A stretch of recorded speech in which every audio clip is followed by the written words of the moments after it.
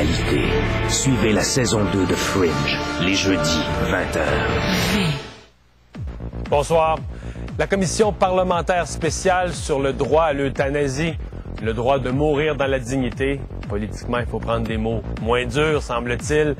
Commencer ses travaux aujourd'hui de consultation de la population. Il y a un an, on parlait pas de ça. Jusqu'à ce que la Fédération des médecins spécialistes, par un sondage, vienne secouer tout le monde et dire les 3/4 des médecins spécialistes au Québec seraient d'accord avec la légalisation de l'euthanasie. Il fallait des gens qui ont du front.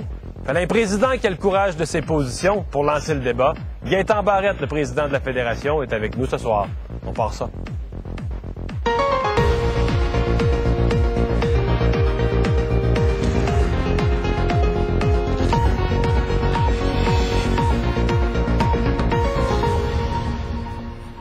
Et pour notre revue de l'actualité, Nadia Serayoko, le mardi, bienvenue. Merci. Bonjour Mario. Oui, tout à fait, tout à fait. Hein?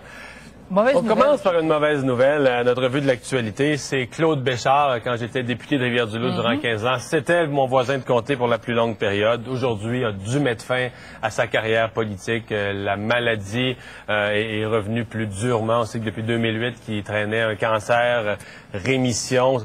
Et là, il est hospitalisé à l'Hôtel-Dieu de Québec. Ce que j'ai parlé des gens de l'entourage du Parti libéral qui disent pour Claude, à partir du moment où il ne sentait plus qu'il pouvait vraiment assumer ses fonctions-là, parce qu'il s'est battu même très... C'est un cancer très sérieux, là aussi. Cancer très sérieux, même très amaigri. Il faisait encore des fonctions officielles tout récemment. On l'a vu à la télé récemment. À partir du moment où il ne pouvait plus faire le travail, il a choisi de laisser ses fonctions, une véritable longue de choc aujourd'hui dans le monde politique. Oui, puis on a vu que les réactions maintenant, ça passe beaucoup par les médias sociaux. Oui, mais toi qui es spécialiste des médias sociaux, le PQ a fait une petite bourde sur Twitter. Écoute, en 140 caractères, ils ont voulu finalement offrir leurs meilleurs souhaits, leurs meilleurs vœux de rétablissement, etc. à Claude Béchard, tout en annonçant l'élection partielle. En 140 caractères, je veux dire, c'est comme, prenez peut-être deux micro-messages pour en parler. On revoit le fil de Twitter. Oui, c'était de bonheur de parler d'élection partielle, ça n'avait pas vraiment de bon sens, mais rapidement, je pense que tous les dirigeants, Jonathan Valois, le président du PQ, tout le monde dans ses... c'est empressé un peu de corriger la perception. Mais ce qu'on voit, c'est qu'avant, finalement, les médias sociaux, ça change pas tellement comment on agit. Les gens, avant, ils réfléchissaient à peu près 20 minutes, ils émettaient un communiqué qui avait été écrit rapidement. On a vu d'autres cas, dans des cas, justement, d'annonce de maladie, de retrait, ou même des gens qui décédaient. Et là, maintenant, c'est en 3 secondes que ça se passe. Ouais. Puis on voit n'empêche qu'aujourd'hui, sur Twitter, ça a été une avalanche de messages d'encouragement, de messages de comment respect. Cette personne-là était appréciée, parce qu'on le voit comme politicien. Là, je pense que son histoire a touché les gens. Oui, tout à fait. Mais c'est quelqu'un qui... a exactement mon âge, à quelques mois près, qui était en pleine forme, on disait qu'il était un baveux, bagarreur. Oui, c'est sûr que pour nous aussi, je veux dire, les gens avec qui on échange, toi et moi, sur Twitter, ce sont des gens qui sont dans notre tranche d'âge. Et là, quelqu'un qui a le même âge, qui d'un coup annonce comme ça, qui se retire de la vie politique en raison d'une maladie, ça frappe. La une du Devoir ce matin. Oui. L'eau embouteillée. L'eau embouteillée. Autant l'Aquafina que l'eau d'Azani. On sait tout ça, au fond, que c'est de l'eau d'aqueduc.